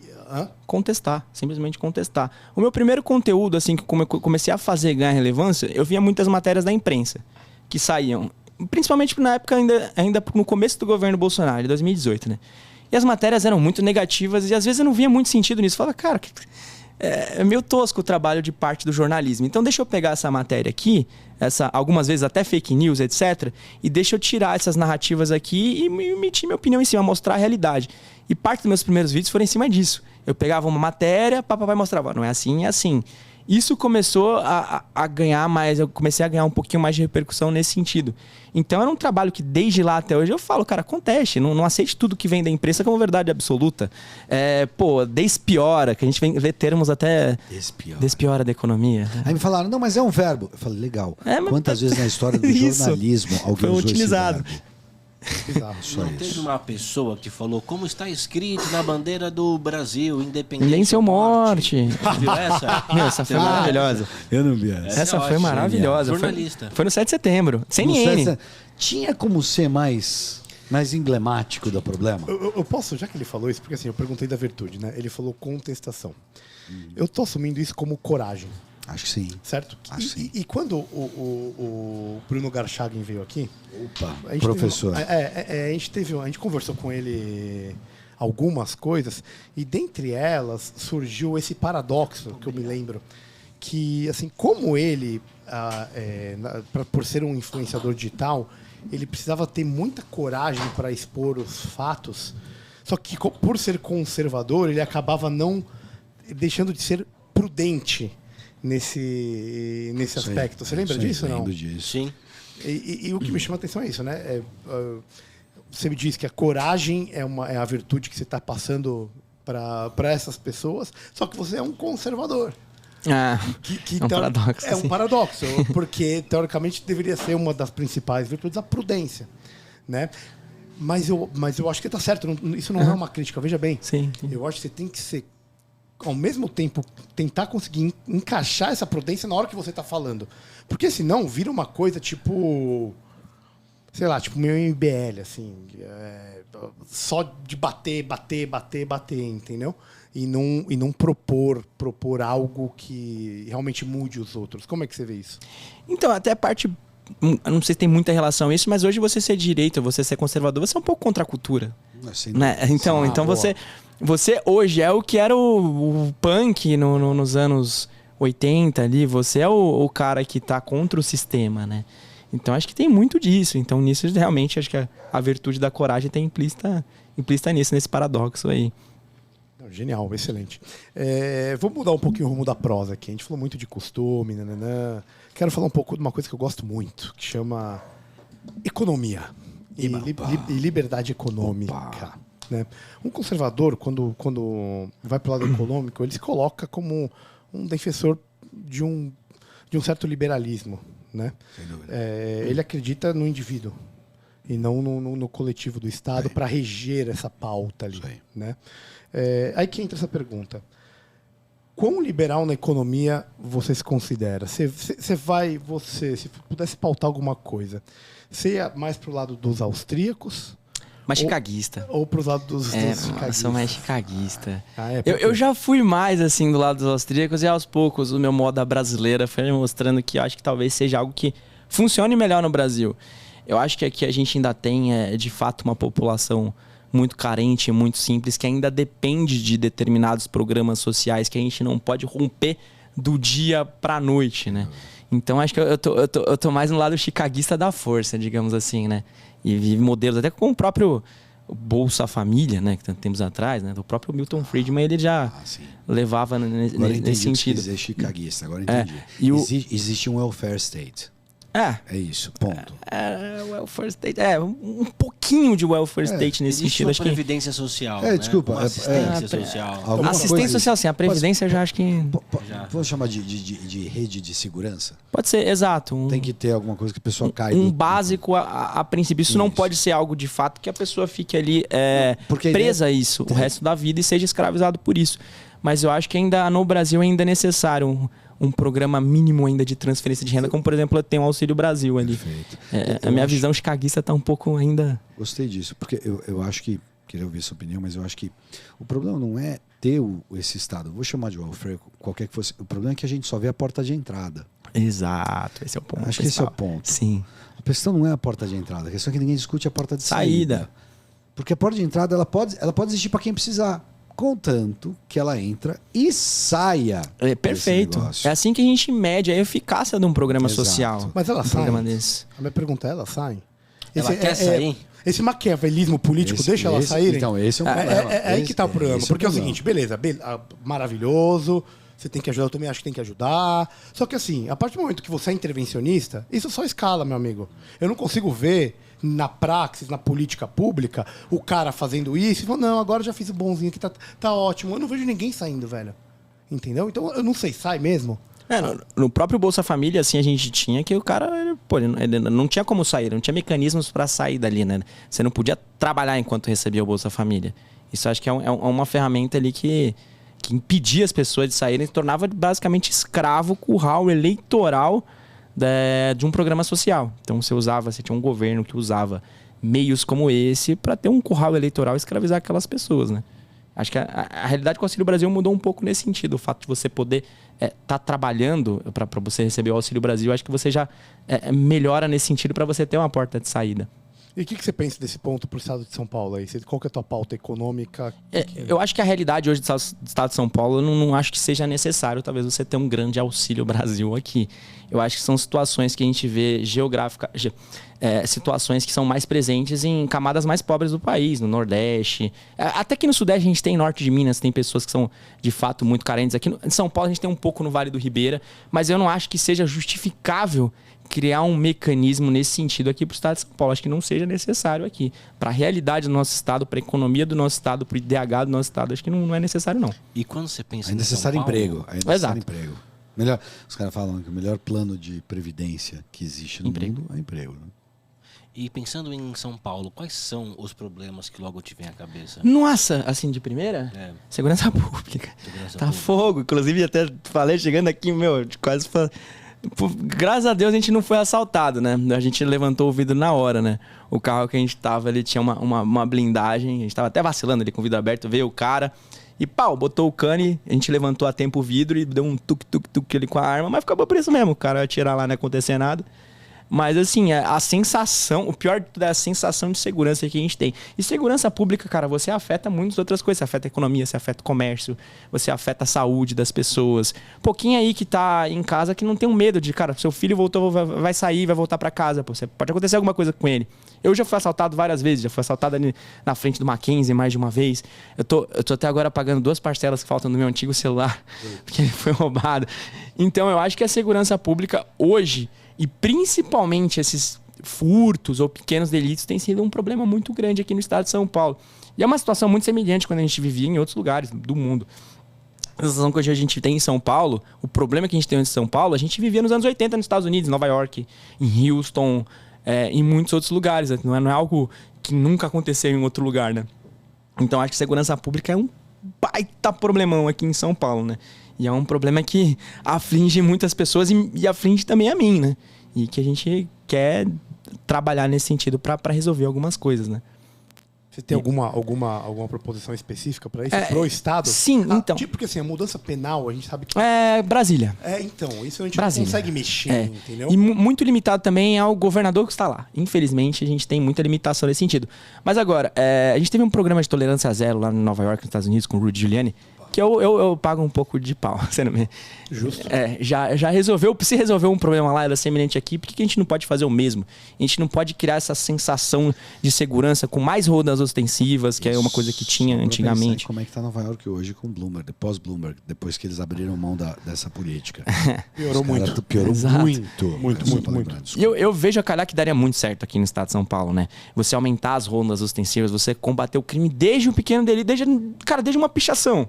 Você mostrar que aqui tem ordem, aqui a coisa vai ser resolvida. Então, o aumento de contingenciamento, o aumento de rondas ostensivas, uma coisa que a gente tinha, cara, muito polícia militar ali em frente a colégio, essas coisas que hoje em dia a gente não tem mais tão presente desde um tempo pra cá, né? Eu acho que isso tem que aumentar nesse sentido. E acho que todo mundo aqui já ou conhece alguém que já foi assaltado ou foi furtado e tem esse problema em São Paulo. E a ideia é você fazer isso através de um Redirecionamento da verba, por exemplo. Exato. Você não vai me falar que você vai me cobrar mais imposto. Não, nem falar pode. que o Estado vai... Não, sei lá, né? Nem posso, de algum na verdade. lugar tem que vir. Né? Exato. Remanejamento. A gente nem pode, o deputado estadual ele não pode criar mais despesas aqui no Estado de São Paulo, né? Para o governo do Estado. A gente não tem essa competência para fazer. E outras coisas também que acredito que era necessário a gente ter blindagem para pelo menos algumas polícias aqui no Estado de São Paulo que não tem nenhuma viatura em São Paulo é blindada. Zero? Zero. É mesmo? É. Lá no Rio a gente já tem essa realidade e em São Paulo nenhuma. Nem na rota. Nem na rota. Caramba, Louco, né? Não sabia disso. E a questão do armamento civil, já que foi para esse lado aí? Como você se coloca aí? Eu sou assim, eu acredito que o cidadão tem o direito de se defender. Então eu acredito que o cidadão, mediante, assim, como qualquer outra coisa, como você tirar uma carta, como você ali fazer a sua habilitação do seu carro, você passa por um teste determinando se você tem condição ou não. Eu acho que a gente tem o direito de ter uma arma em casa, você ter a sua posse. Em alguns casos também é o porte de arma. A gente vê muitos exemplos no exterior, né, cara? Lá nos Estados Unidos, até mesmo, quando você acontece aqueles massacres em colégio ou no teatro, etc. Você vê por coincidência, onde que é sempre? É sempre um lugar onde não pode usar arma. Aquelas zonas free gun zones. É sempre num teatro, é sempre num colégio. É sempre onde o cara sabe que não vai ter uma arma. É sempre ali que ocorre. Nunca o cara vai num bar no meio do Texas, ali onde tá todo mundo armado e tenta fazer alguma bobagem. Isso nunca acontece.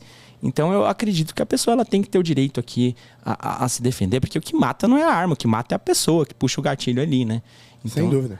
Exato. Eu sou totalmente a favor de que a gente possa ter o nosso direito de se defender, da legítima defesa. Você falou posse, com certeza, e porte em alguns casos, é isso? Por quê? Assim, eu acredito que tem determinadas pessoas, né? Que nem eu falei, que assim como uma CNH, ela tem determinados requisitos para você poder ter um carro ou não. Você passa ali por um exame, nesse caso não toxicológico, né? Mas você passa por um exame psicotécnico para você ser habilitado ou não. Se você... Isso é regulamentação. Exato, a regulamentação. Por essa regulamentação, ok. Porque assim, tem arma. Hoje o porte você tem para algumas profissões específicas. Sim, mas acho que isso tinha que ser ampliado. Eu acho que hoje, ampliado, com certeza. Eu acho que isso seria muito benéfico, né? Aqui nem eu falei de sensação de segurança. Na minha concepção, quanto mais armas, mais seguro o lugar é. Mais armas na mão do cidadão, porque os bandidos já estão armados, né? E você dá o benefício da dúvida, né? Exato. Exato. Pô, será que o cara vai estar armado? A gente tem até aquelas vizinhanças que eles colocam lá. Pô, aqui a vizinhança... como é que fala? Você esqueci o nome. Segura. Solidária. Pô, botar ali uma vizinhança armada. Vamos ver se o cara vai querer assaltar ali naquela rua. Vai na outra rua. Vai na rua do que ele sabe onde não tem arma, né? Então, eu acredito que... Isso até é estatístico, na verdade. Onde você tem mais armas, você tem menos problemas. Você tem menos assaltos. As pessoas têm mais medo de ver onde o outro cara vai ter, se ele vai ter uma arma ou não. Então, eu não vou assaltar o cara, né? Eu acho, na minha opinião, e estatisticamente também, que quanto mais armas, menos violência. Isso na prática, assim. A gente tem o Uruguai aqui do lado, né? É um país que tem muito menos problemas que o nosso. No Paraguai ali, você tem realmente uma zona de muitos conflitos. Mas onde estão os conflitos? Tá exatamente na divisa com o Brasil. O resto do Paraguai ele tá tranquilaço. Rota do tráfico, né? Exato. Os problemas estão ali. O Paraguai normal ali não tem tanta violência, o pessoal tá armado ali, né? Então a gente tem muitos outros exemplos. Não precisa nem falar, meu Deus, a cultura do país, mas, os Estados Unidos, o pessoal é mais culto, não sei o que lá. Que nem acho que necessariamente seja tão assim. Mas não, acredito que no Brasil, até porque a gente já teve armas no Brasil, essa já foi uma realidade. Esse é o ponto. Já foi testado aqui. Exato. E foi testado em lugares próximos. A pessoa esqueceu. Como suspenderam isso, de repente parece que nunca houve. Parece que nunca houve. Mentira, e não é realidade, mentira. E eu acho que é muito importante também, não só para você se defender de assaltante ou algo nesse sentido, mas contra o autoritarismo. Cara, que nem o presidente fala, um povo armado jamais vai ser escravizado. Para você dar um golpe de Estado onde a população está armada, é um pouquinho mais difícil. Onde ela está desarmada é onde geralmente está mais fácil de você suprimir as liberdades e mais fácil de você dar um golpe de Estado, de você manter um ditador ali. Excelente, muito bom. Queria trazer, a gente gosta sempre de trazer um pouco os romanos aí, né? E como ele é jovem, né? 28 anos, o que você estava fazendo com 28 anos, Camarão? Jesus. Hã? Tava, não sei, aprendendo alguma coisa ainda pela primeira vez. E isso não é um demérito. É um elogio, não é um demérito. Não, fique bem sim, claro. não, sim, Isso exatamente. é um elogio. E tem um cara que é conhecido como Catão o Jovem, Marcos Pórcios Cato, que foi um político romano, viveu ali entre 90 e pouco e 46 a.C., né? Morreu 2 anos antes de César. 2 anos de Júlio César, porque ele acabou conspirando contra, ali, né? Foi pro lado de Pompeu. Exato. Né? Foi pro lado Não é que ele era o conservador da época. Ele era O l'enfant terrible, o bad boy da época era Gaius Júlio César. E o Por sinal populista. Como sempre. Justo. Mas o Catão, o jovem, Populares, ele tinha uma inflexibilidade, uma integridade moral muito grande. Ele não se corrompia, né? É isso aí. E inclusive ele foi tutorado por um estoico, Antípatro, se eu não me engano, que tutorou ele durante um tempo. É bem romano isso. É bem romano, é bem conservador e é bem jovem, como o nosso querido Kaique aqui. Por que eu falo isso? Porque eu queria te perguntar, cara, como é que você monta um gabinete para ser deputado estadual aí? Né? Eu acredito que é muita gente que está envolvida. Como que você faz isso? Quem são essas pessoas que estão do seu lado e por quê? E o que você pensa do ponto de vista dos custos e gastos do gabinete? O que você pretende fazer com isso? Bom, quanto equipe, eu acho que o nome já diz, cargo de confiança. São pessoas que eu confio estritamente, mesclado com um pouco de tecnicidade, que é necessário para você fazer. A máquina não anda sozinho. Se você não tiver alguém que saiba o processo legislativo, você não vai conseguir fazer nada ali. Então você precisa ter uma parte técnica, mas você precisa ter pessoas de confiança, pessoas que você confia, pessoas que também defendam os mesmos ideais que você. Então, sendo eleito e tendo um gabinete ali estruturado, eu acho que parte da estruturação seria em cima disso, sendo de pessoas que tenham a mesma visão de mundo, em quem eu confie e que também tenham uma tecnicidade para fazer de fato a máquina andar. Mas minha pergunta assim, como que você vai fazer com a verba de gabinete? Você vai cortar? Você vai diminuir? O que você pretende fazer com isso? E eu entendo que tem pessoas que optam por sim ou por não. Eu queria saber o que você vai fazer e por quê. Hoje, na Assembleia Legislativa, cada deputado estadual, claro que isso é volátil de acordo com o salário da pessoa, mas tem direito, basicamente, a ter 25 assessores. Hoje, numa empresa, a depender dela, 25 funcionários é necessário? Eu acredito que depende tudo da demanda. A demanda, para você ser um deputado estadual, eu não acredito que seja necessário. Ainda mais eu, que sou um político eleito, etc., que venha a ser eleito, em que venha muito das redes sociais, eu acho que parte do meu gabinete seria montado com pessoas que entendam, saibam se comunicar com a população nesse sentido, uma pessoa que é especialista ali em rede social, uma pessoa que entenda o meu conteúdo, etc., que vai poder passar o meu mandato, passar a minha visão de mundo, passar tudo que eu tenho trabalhado para esse pessoal. Então, eu gostaria de constituir parte disso, parte jurídico, que é extremamente necessário, né? Você vai tomar pedalada de algum lugar. Não, isso aí já... Cara, sem mandato eu já tomo. Exato. Imagina como... Exato. Imagina ali no momento ali de um embate ali dentro do parlamento, com alguém do PSOL, etc. A gente sabe dos problemas, até porque, felizmente, já veio uma direita antes ali para mostrar os erros e acertos também, o que você deve ou não fazer ali dentro do parlamento. Então, eu acredito só de forma mais direta. Eu acredito que 25 cargos não sejam necessários para você conseguir fazer um trabalho legislativo ali. Porque muitos políticos que botam ali, tem 25 assessores, botou os 25. É o cara que ele precisa trabalhar a base na região. É um cara que, eu me elejo aqui, eu preciso de uma liderança de, sei lá, presidente prudente, não sei o que. O cara vai loteando. Ou não, porque também é mal intencionado. Mas no meu caso específico, como eu sou uma pessoa, um formador de opinião, um ativista que vem das redes sociais, eu acho que não é necessário para mim. A minha forma de me comunicar com o meu mandato é outra. É mais focado nas redes sociais e isso também, de certa forma, enxuga um pouco a minha necessidade. Então, eu diminuiria. Entendi. A tua meta seria fazer o melhor possível com o mínimo possível. Dentro do que... Assim, não dá pra fazer loucura também, assim. Por exemplo, eu não consegui me deslocar de um local pra outro ali porque, sei lá, faltou gasolina. Ou eu não consegui, sei lá, contratar um editor, um designer. É sempre dentro da minha limitação do que vai ter ali a minha demanda. A minha demanda é que hoje ela é muito menor. É uma demanda principalmente de rede social. Então o custo para isso é muito menor. Eu até vou citar aqui, eu não sei se isso... Não é se vai render processo, não. Mas o Campos Machado, pô. O Campos Machado é o cara que tem um monte de cargo ali dentro, velho. Um monte de cargo. Eu não preciso disso. Eu não preciso ter um monte de cargo ali dentro da Lesp para fazer um trabalho bem feito, para poder fazer o trabalho que eu tô propondo ali. Não é necessário ter... Ele tem mais de 25, né? Mas aí é um negócio ali que tem ele tem mais de 25 porque ele tem a primeira secretaria, ele tem os negócios indicados. Então dá pro cara, às vezes, subir até 100 cargos ali dentro da Lesp, né? A Lesp ali, meu Deus, é um cabide gigantesco. Esse é o patrimonialismo. É isso. Essa Essa é a Versalhes Esse é o paulista. caudilismo. Esse é o caudilismo. O tamanho da estrutura é simplesmente o necessário para conseguir me comunicar e fazer meu trabalho.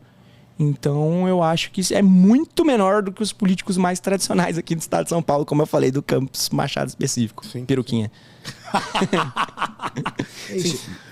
Vai. Penso como é que parte do problema está em conseguir reduzir a expressão dele, desses políticos de um período mais jurássico, que não estão no futuro, estão no passado, mas...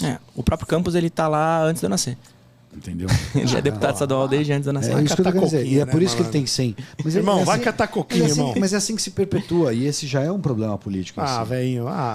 Não se pode dar as costas para esse problema.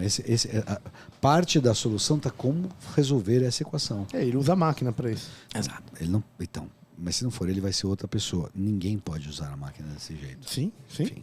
Temos que cortar na carne. Não sei como fazer isso ainda. Ninguém sabe. Operação Cavalo de Troia. A gente tá no paradoxo, né? Qual? Que é esse aí. Quer dizer, tem um cara que usa máquina pública para sangrar e é ele que vota se ela vai sangrar ou não. É isso. É isso. Portanto, É ele auto- dá o É tom. autocontradditório isso aí. Mas ele é o maestro. Ele começa a dar o tom para todo mundo jogar. Exatamente. E esse é o problema do poder político, né? Power Como é que ele vai politics. falar assim, ó, vamos votar aqui, perder um benefício? Ninguém vai votar Ninguém, nessa exatamente. porcaria. Mano. Exatamente isso, cara. Excelente, muito bom, mas nós temos tempo. Mas antes da gente terminar, a gente tem um negócio muito legal que chama pitch do livro. Camara, explica pro Kaique e pra quem não conhece, o que é o pitch do Kaique, livro, 3 por livros, favor. 3 ideias, 3 pessoas. Cada um de nós trouxe um livro. Então você, mediunicamente, a hora que o Reginho apresentar, você vai ter que descobrir quem que trouxe qual. E aí é mãe de Ná. Aí é só É no chutômetro. uma ideia de clarividência. baseado meio que na nossa Se cara você conversa. acertar- O que você Telepatia, acha? clarividência, poderes Clarividência. esotéricos. Se Use você seus poderes acertar esotéricos. 100%, você ganha esse brilhante capacete pra não ser mais assaltado em São Paulo. Esse Elmo. Já fala, conta pros caras que Não conta dá, o que é a esse história Elmo. é longa, Rapidinho, não consigo, rapidinho. não consigo. Não consegue. Miltiades, eu não consigo Miltiades, contar pô. a história de Fica a Miltiades. dica então, pra quem tá acompanhando. Por favor. Vai Pesquisa lá e o homem, vale a pena. procura e Look pesquisa him up. Miltiades. Miltiades. Esse grego maravilhoso. É isso aí. Vai conhecer a história desse capacete que veio por 10 mil euros da Grécia. Ainda bem que o Camarão tem essa grana aí, né? Vamos lá! Livro número 1, Martin Davidson, The Perfect Nazi, Unmasking My SS Grandfather. Caralho, esse cara que trouxe isso aqui é bom, hein, velho? Esse aqui, malandro, é bacana. Sente o jogo, vamos lá. Segundo, a cidade antiga Fustel de Coulanges. Olha, estudo sobre o culto, direito, as instituições da Grécia e de Roma. Engraçado. Direito romano, já deu uma dica. Pô, coisa também, esse É aqui, fino, hein? esse aqui Fustel, é... Fustel esse de aqui, Coulanges. eu sei quem trouxe, não vou falar. Isso aí. Fala pra ninguém. E temos aqui breves lições do professor Denis Xavier, que não esteve aqui hoje, infelizmente, mas a gente trouxe ele aqui de uma espírito. outra forma, em espírito. Thomas Sowell e aniquilação de falácias ideológicas. Posso começar? Por favor, Vai manda lá, bala. meu Thomas amigo. Sowell, eu acho que foi você. Eu? É. Seu mau caráter. Quem mais? Que eu voto, próximo. Agora tá, vamos ver. The Perfect Nazi. Você. Perfeito. Ah, garoto. Minha cidade antiga. The Perfect Nazi Joe. lá. Acertei? Você acertou Você acertou um terço. o meu. Troquei o outro. Ah, não. Acertou o meu. Mas Quase. Foi bem. Eu vi Pelo que menos acertei algum. você foi bem direto. Eu gostei que você foi Kaique, bem o cara direto. era careca, claramente Ah. skinhead nazista. Tava na cara. Como nós estamos fazendo uma venda antes do pitch do livro, nós temos que falar da nossa querida Alux Investimentos, que é o momento da venda maravilhosa. É isso aí. Não podemos esquecer da prudência na hora de investir nosso dinheiro, na Isso verdade. É assim que funciona. Se você quer ter um futuro melhor lá na frente, você tem que ter uma bela de uma baixa preferência temporal. E quem sabe quem vai te ajudar a ter baixa preferência temporal, meus amigos? Alux. Alux Investimentos, Tem um caminho investimentos.com. É isso aí. Entra no site dos caras, fala lá, ó, Beyond, a palavra é Beyond, código Beyond, vai ganhar desconto. Use o código e ganhe descontos. Exatamente, meu amigo, Beyond, só falar pros caras que tá tudo nosso, certo? Certíssimo. Vamos à venda, então, vamos começar pelo... Camarão! Ele deu uma de Avalone aqui, ou foi Cara, impressão ridículo, minha? Foi ridículo. Eu vi o Avalone aqui. Eu vi o Eu Avalone. queria ver a reação. No pique Eu agora. queria ver a reação da criança. África do Sul é logo ali. Me pegou. Tava ali só olhando ali pra ver qual quer ser. Manda aí. Bom, The Perfect Nazi. Esse cara é um autor inglês que tem um avô alemão que ele conheceu muito bem e achava um avô fantástico, uma pessoa doce, uma pessoa ordeira, laboriosa, e que depois de um tempo ele descobriu que no fundo ele tinha sido um oficial do partido nazista. Mas não só qualquer oficial da SS, que era a política mais... era a face mais ideológica das Forças Armadas do Partido Nazista. E ele começa a descrever como é que o avô dele caiu nessa, no sentido de como é que ele foi seduzido para entrar nesse jogo. E a análise é fantástica porque ele encontra o avô dele, jovem, né, moleque, como uma pessoa dócil, e percebe depois que ele tinha sido um nazista de carteirinha e de armas. E é interessante ver como é que a gente pode pensar que, no fundo, a gente pode pensar em pessoas que, na verdade, são outras coisas. Enfim, deixei só a provocação aqui.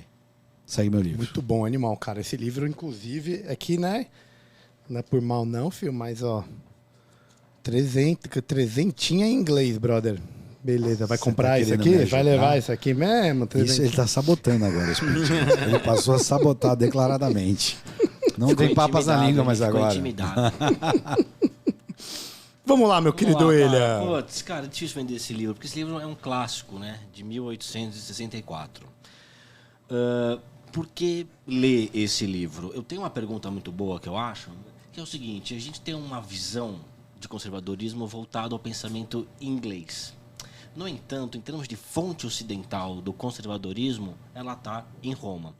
Esse livro é um apanhado de vários temas dentro da Roma antiga, sobretudo a família e o direito, em que ele mostra como o laço social romano constitui uma fonte de um pensamento conservador, né? Então, nesse sentido, pensar Roma antiga em termos de política é mudar o eixo da Inglaterra para Roma e repensar as nossas bases do que é conservadorismo, né? Acho que é isso que esse livro pode propor. Eu compraria. Eu já gostei desse pitch muito mais que o meu. Eu também. Eu compraria esse livro. Na verdade, eu gostei mais desse livro, mas gostei mais do pitch Eu dele. gostei do pitch dele. Mas temos um vencedor aqui. Eu entendo. Ó, irmão. Falando de coisa atual mesmo. Mesmo, tá? Primeiro que é o seguinte, quem escreveu esse livro é um cara brilhante, ele tem essa série Brasileiras, que é o Denis Xavier, que faz parte do nosso grupo aqui, né? E ele procura, com essa série, explicar de uma forma muito mais... não diria simples, mais tatável, mais palatável, autores que são difíceis às vezes de você conseguir ler, né? Esse cara, o Thomas Sowell, um economista, crítico social, ele tem 92 anos, tá? Só para falar isso. E continua produzindo.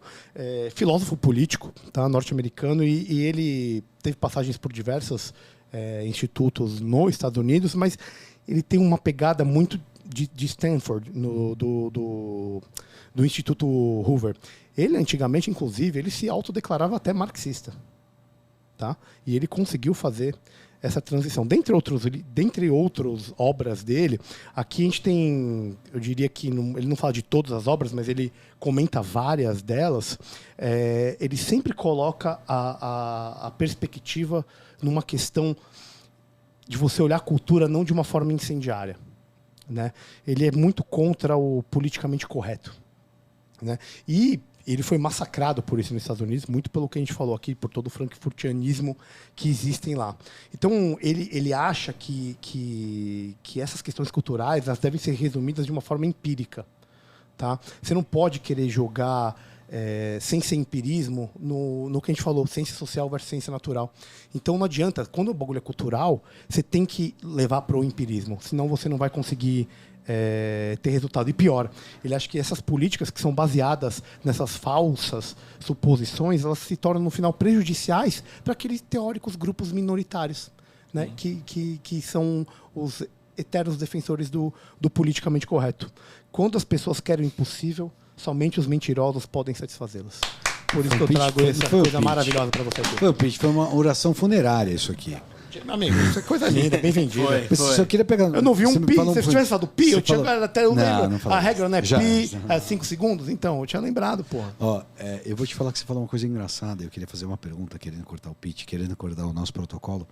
Como é que você sempre encontra pessoas que eram de esquerda, mas viraram de direita? Porra. Esse é um deles. E por que eu não consigo pensar num exemplo de uma pessoa de direita que foi para a esquerda? Já parou pra pensar nisso? Isso é verdade, né? Porque elas Realmente. pagam boleto. Curioso, né? Curioso, você vê os caras de esquerda virando direita. Vejo muito. Você nunca viu um direita virar Da de esquerda. Curioso isso, né? É porque eles começam a trabalhar uma hora. É isso que eu falei. Porque eles pagam boleto, meu amigo. Isso aí. Uma hora o boleto chega, meu isso aí. filho. Meu querido... Primeiro, irmão, muito obrigado pela parceria, por ter vindo aí de última hora.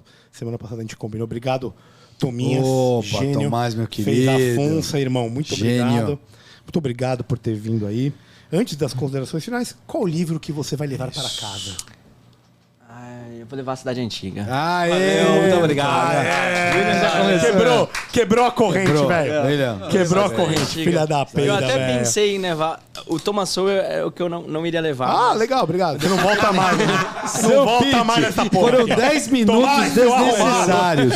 Trouxe esse cara Resumindo. aqui. Você trouxe O ele cara- aqui. É que eu fiquei muito Velho, curioso com aquele livro. Eu mas esse aqui senti que eu achei- vi a formatura de uma turma de sexta série inteira pra ver que meu filho não tava no final, velho. Nossa, que saco. Mas eu acredito que saco. pra minha formação esse livro parece ser mais relevante. Genial, realmente. cara. Esse livro é muito bom, cara. Não, justíssimo. Belíssima escolha. Eu também teria levado o pitch do William. Hoje ele merece, é um Muito gênio. obrigado. Gênio, muito obrigado. Ele gênio, merece. gênio. Quebrou a minha sequência de 6 isso aí. vitórias seguidas. É isso aí. Quebrou a minha sequência de Justo. 6 vitórias Tava seguidas. na hora, Foi bonito. tava na hora. Alguém tinha que fazer. Eu tinha que fazer Alguém isso. tinha que Lá fazer. fora não resolve isso.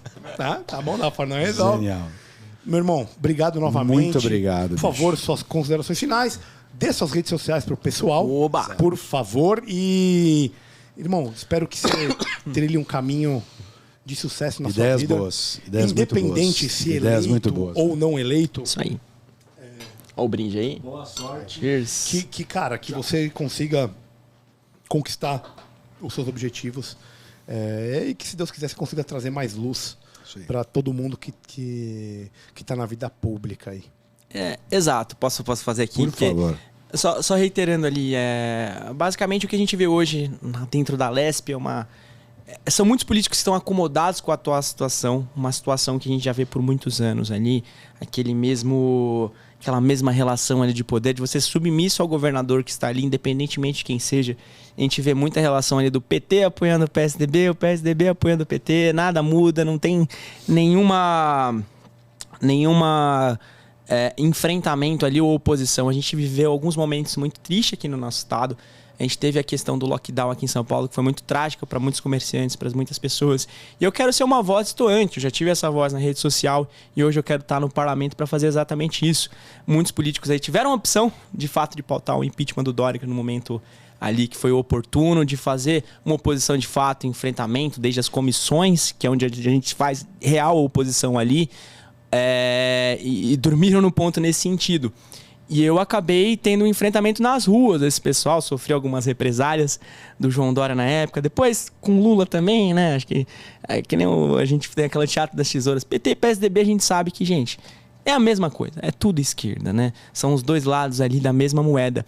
E eu quero ser uma voz que, de fato, tenha coragem para estar lutando lá dentro da Lesp por você, para representar você ali para você que de fato não aguenta mais as políticas da esquerda, para você que de fato quer alguém que enfrente o sistema, alguém que enfrente a esquerda que está aqui no estado de São Paulo há mais de 28 anos. Eu tenho 28 anos de vida e aqui a gente tem mais de 28 anos de PSDB.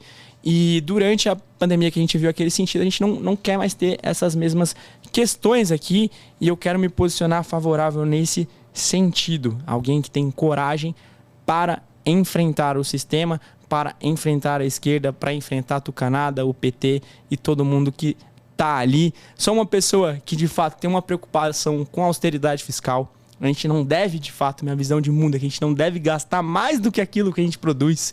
E São Paulo acabou fugindo um pouco da regra nos últimos anos. A gente viu aumento de impostos, até de forma covarde, em cesta básica.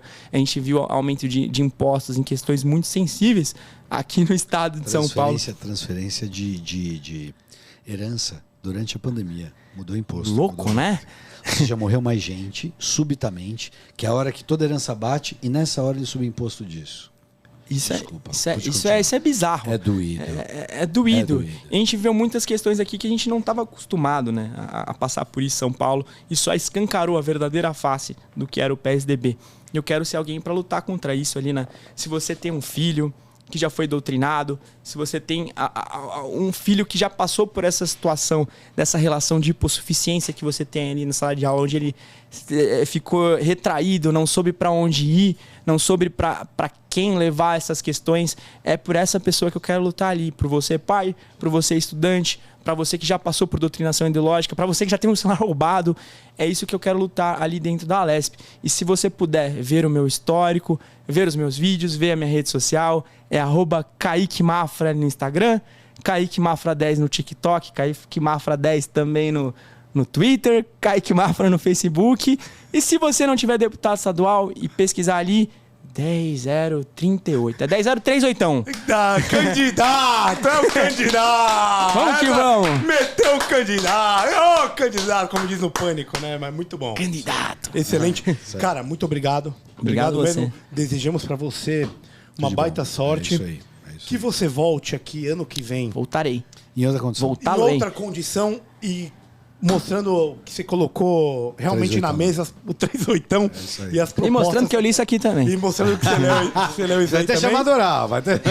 Não esqueçam do apoia.se/BYOND, R$20 por mês, com todos os benefícios, camiseta, link ao vivo, grupo de WhatsApp. Galera, estamos esperando vocês. Muito obrigado. Boa noite, meus amigos. Boa noite, meus Boa queridos. noite, cara. Valeu. Valeu, William. E tchau! Até mais.